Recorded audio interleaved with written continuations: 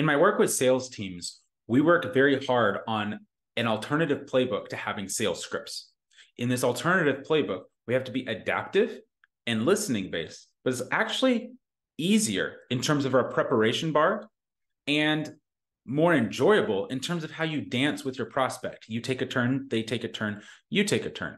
And if you actually know what you're talking about, this is less difficult than trying to remember a script or some perfect order, because you're actually teaching the client what they need to learn in the order they want to learn it.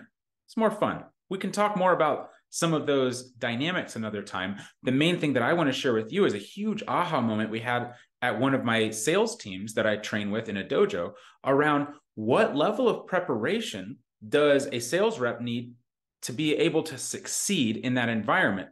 Because sometimes you hit a closed-lipped client.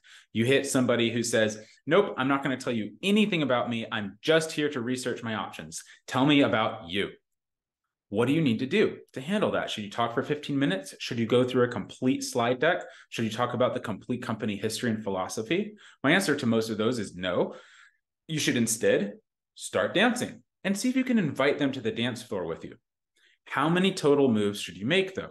My suggestion is that you have the ability to act for about 45 to 90 seconds on your first move. We call that an elevator pitch sometimes. And then if they're still cold and they're not biting something there, we go down and we subdivide that into 3 parts. You need to be able to talk about either case studies or philosophy or some kind of technical acumen differentiation that your company does. Each of those you need to be able to talk to for about 45 to 90 seconds. If the prospect is still cold or just says, well, tell me more about just your case studies, then you need to have 3 of each of those categories. You need to have 3 case studies that you really love. Your company may have 15, 30, 50, 100, but you need to have your go-to 3 case studies. These are stories that you can tell that say before and after and the drama along the way. You need to have 3 solutions that you can solidly explain that come from your technical foundation. And you probably need to have 3 samples of your origin story and philosophy that have governed your company and that get you excited about waking up each day and working for this company.